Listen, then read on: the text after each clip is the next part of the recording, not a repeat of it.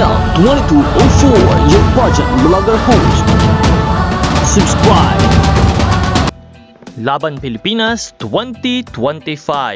Magandang araw Pilipinas and good day pageant lovers. Matapos nga ang pagkapanalo ni Nadia Mate at Alexie May Brooks sa kani-kanilang laban sa international stage.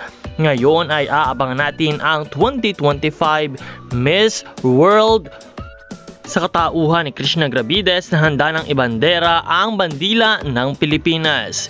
This November 27 naman sa Japan ay magaganap ang Miss International. And of course, to be announced ang Miss Charm na si Cyril Payumo. Sa June 8 sa India ay magaganap ang Miss Universal Woman. June 27 sa Poland ang Miss Supranational. At December sa Vietnam si Chelsea Fernandez nakakapanalo lamang bilang Miss Cosmo Philippines. November 21 naman ang sabak ni Atisa Manalo para sa Miss Universe na pinakaaabangan ng lahat.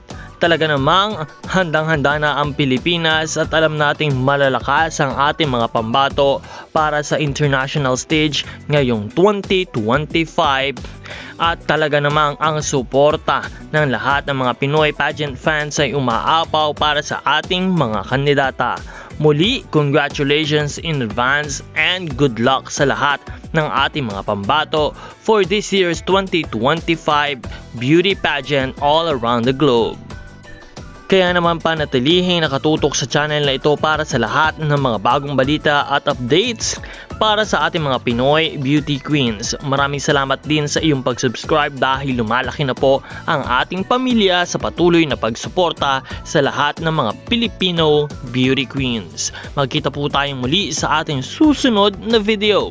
This is Nel 2204, your pageant blogger host. Maraming salamat sa iyong panonood.